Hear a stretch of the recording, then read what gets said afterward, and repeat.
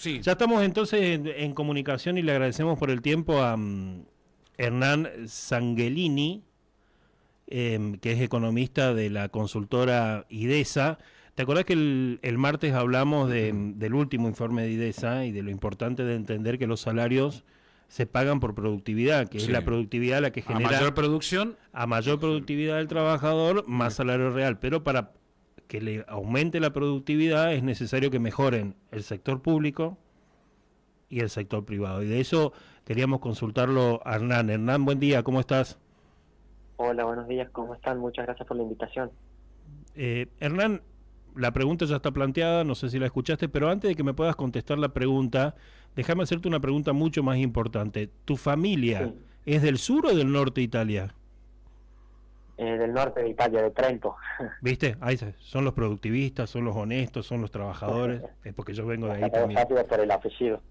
Claro, te lo saqué por el apellido, porque yo soy del Piemonte, de Ah, Bañolo, ya. está ahí al lado, y me Sí, llamó la sí. atención cuando vi el apellido. Pero bueno, gracias, se ve que sos por lo menos ya está el prejuicio de que Los sos de, una persona trabajadora y honesta. los de Trento son los que producen, son los que trabajan, y los de Piemonte son un poquito más vagos. No, somos iguales o mejores.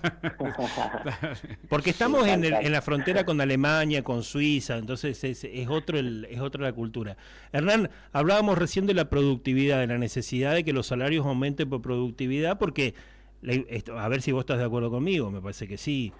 La inflación ha desnudado, la caída en la tasa de inflación ha desnudado las ineficiencias del sistema, ¿no? Sistemas que va a costar bastante corregir. Sí, tal cual, tal cual. Si nosotros comparamos la productividad por trabajador del 2017 a hoy, ha caído un 22%. Y si vamos un poco más atrás, por ejemplo, en los años 90, que los salarios medidos en dólares eran similares a los actuales, alrededor de $1.000, vemos que la productividad ha caído un 60%, lo cual muestra cuánto se ha deteriorado el entorno productivo en nuestro país desde entonces. Ahora, ¿cómo hacemos para mejorar la productividad? ¿Qué tiene que hacer la sociedad para que esa productividad empiece a crecer? Bien, para mejorar la productividad en Argentina hay que poner foco en tres grandes fuentes, que son la educación, el trabajo formal y la infraestructura institucional. Primero, porque necesitamos una educación más conectada con el mundo laboral. Hoy muchas personas salen del sistema educativo sin las herramientas que se requiere el mercado laboral y genera una desconexión entre la oferta y la demanda de empleo, y esto es uno de los causantes que baje la productividad. Segundo, habría que formalizar el trabajo. Hoy la mitad del país se encuentra trabajando en la informalidad, y bueno, esto significa que actualmente hay menos inversiones en capacitación, menos acceso a la tecnología y menos incentivos para mejorar justamente estos procesos. Esto también está muy relacionado con la gran carga impositiva que tiene el país actualmente. Y tercero, necesitamos reglas claras en cuanto a las regulaciones laborales, fiscales y económicas, que son inestables o poco transparentes. Entonces las empresas no invierten en productividad, sino que terminan adaptándose a la incertidumbre en lugar de buscar mejorar sus procesos, ¿no? Entonces, mejorar la productividad no es algo que se logra de un día para el otro, claramente, pero si se avanza en estos tres frentes, se podrían generar cambios estructurales sostenibles que necesitamos hoy. Para que mejore entonces la productividad, dijimos, son tres los factores importantes. Ya los Sí, sí. aclaraste y los explicaste más o menos. Yo te agrego uno que me parece que es el más importante, y vos decime si estás de acuerdo o no, y engloba esos tres. Bueno, Nuestra cultura. Nosotros nos sí, tal cual. acostumbramos durante 20 años a hacer, yo recién lo contaba con una experiencia personal que tuve, nosotros nos acostumbramos durante 20 años a hacer las cosas mal. Cambiar Sí, eso es mucho más complejo, porque es un cambio de hábito, es mucho más complejo que tomar una medida de mejoro los contenidos programáticos en educación, bajo tal cual. digamos, los aportes patronales un 20%. ¿Estás de acuerdo con eso o no? Sí, estoy completamente de acuerdo en que la cultura tiene un impacto muy importante, aunque muchas veces no sea a simple vista cuando nos referimos a la cultura del trabajo, del esfuerzo o del cumplimiento de reglas, como usted mencionaba al comienzo de nuestra conversación. Si en una sociedad se valora más el atajo que el mérito, es muy difícil que se den los incentivos como para que podamos mejorar la productividad y así tener una mejor economía a nivel país, ¿no? Y Claro. bueno, para cambiar la cultura claramente lleva tiempo, pero bueno, se puede empezar desde el Estado, incluso siendo coherentes, si se premia el esfuerzo, si se cumplen las normas, o si hay incentivos claros y estables que vayan modelando el comportamiento hacia el largo plazo. Y si se castiga al que no lo cumple. Tal cual.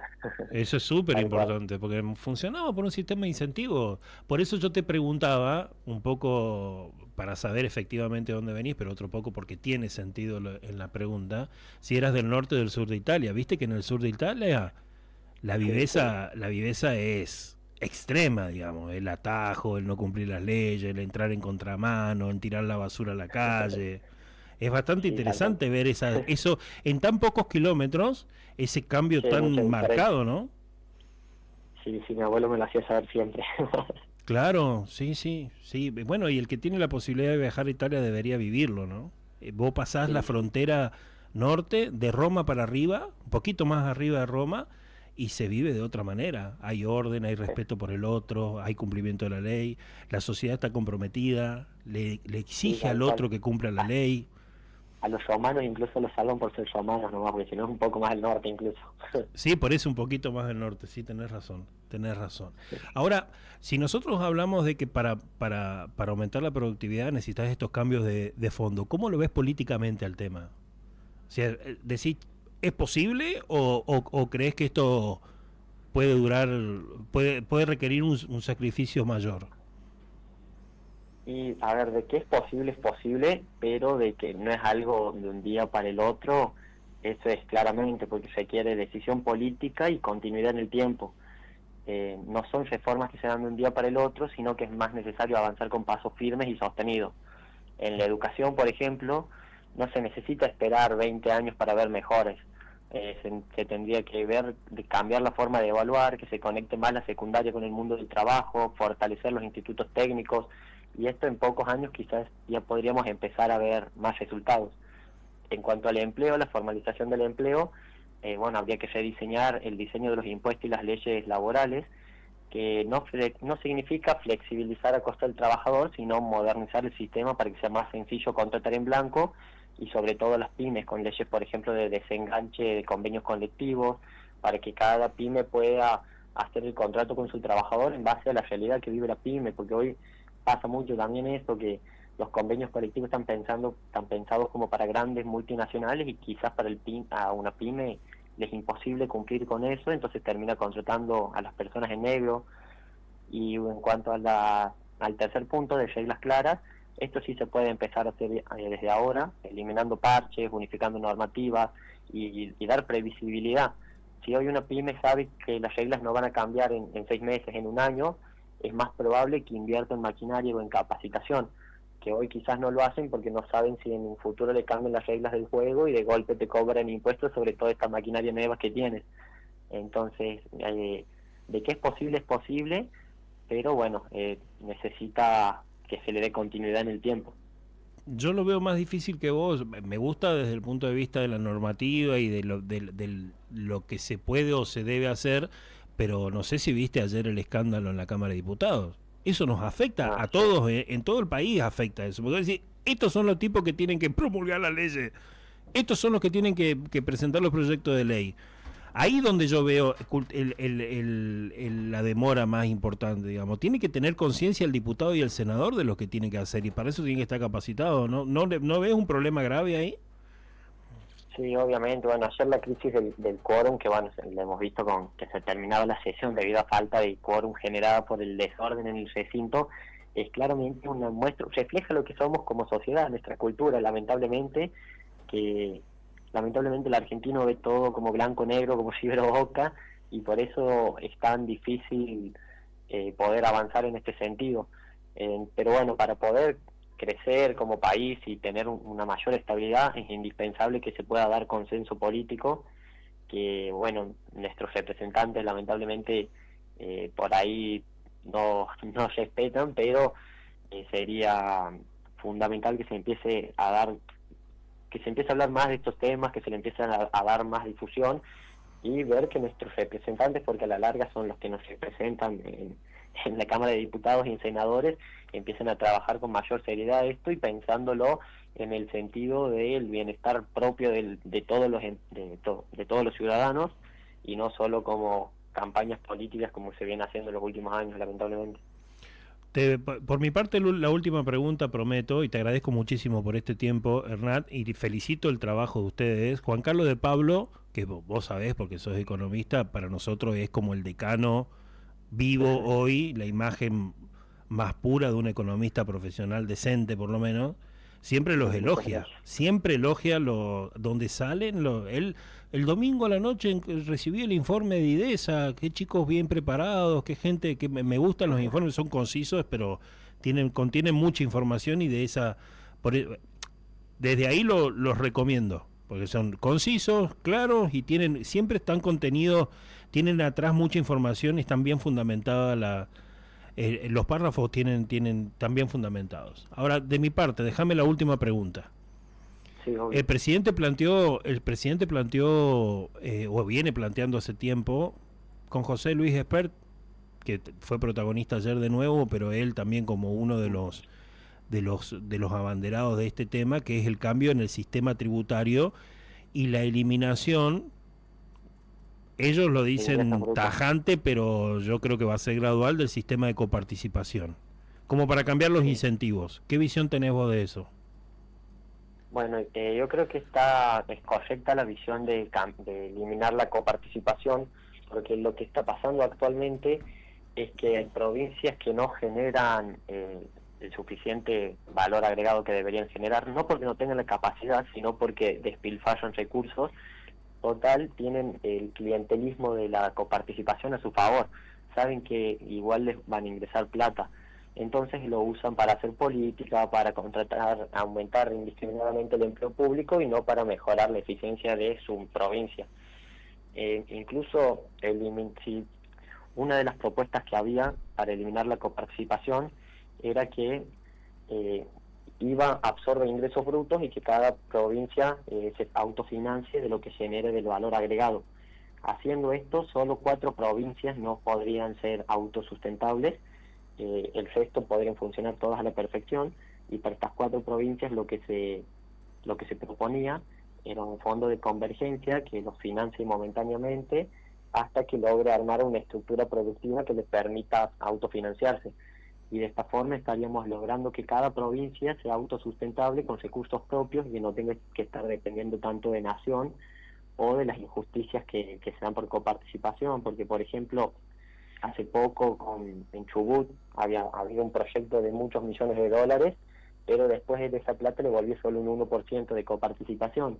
Entonces ahí es como que la provincia no tiene el incentivo a hacer la inversión grande y asumir un costo hundido, cuando después por coparticipación va a terminar recibiendo mucho menos. Entonces yo creo que es una forma interesante de que cada provincia aproveche sus potenciales y dejemos de depender tanto del clientelismo político. Hoy a la mañana, y se agregó la última porque solo te metiste, No hoy a la mañana presentaron los diputados que responden a los gobernadores de las 23 provincias y la capital federal, o sea, las 24 provincias, el proyecto de ley para que se repartan los ATNs y para que sea coparticipable el impuesto a los combustibles. ¿Tenés alguna opinión al respecto de eso? Porque parece que los gobernadores no entienden que tienen que bajar el gasto, piden más plata. No, bueno, eso es una realidad, lamentablemente. Bueno, lo que buscaban de los aportes del Tesoro Nacional era destinarlos a emergencias provinciales, que estos, bueno, son retenidos discrecionalmente por el Ejecutivo, y el proyecto proponía incorporarlos automáticamente al fondo coparticipable. Y si me pregunta a mí, no sé si estoy tan de acuerdo con esto, porque bueno, si bien las provincias denuncian que el gobierno tiene recursos existentes y transfieren responsabilidades sin compensación financiera adecuada, es como usted decía, si bien tiene un respaldo político avalado, bueno, por el PRO, el UCR y bueno, y demás mandatarios, yo creo que el Ejecutivo lo va a terminar votando más que nada por una cuestión de lo que plantea el Ejecutivo a nivel ideológico, de disminuir el gasto y tratar de con los ingresos ir generando superávits en cada provincia para evitar esta dependencia de nación, que justamente con este proyecto de ATN coparticipable lo que están buscando es tener más fondos que después no sabemos si lo van a gastar de forma... No nos han demostrado el día de hoy que lo vayan a utilizar de forma responsable para el bienestar de la provincia. Es simplemente pedir más fondos para usarlos de forma discrecional. Sí, pero por otro lado, Hernán, los ATN es la sumatoria, los fondos de los ATN son la sumatoria del 1% de los fondos de coparticipación que le sustraen a todas las provincias. Es como un ahorro que sí tiene el gobierno nacional la discreción, pero es dinero que le han sustraído antes a las provincias. Y el impuesto a los combustibles se recauda en todo el país, en algunas provincias menos, en otras más, pero vos vas a cargar combustible en Santa Fe, en Chubut, en Córdoba, en Buenos Aires, en Salta, en Jujuy, en Santiago del Estero, y ahí te están sacando una porción, ¿no? Entonces, déjame ahora mi opinión, después vos dirás si estás de acuerdo o no.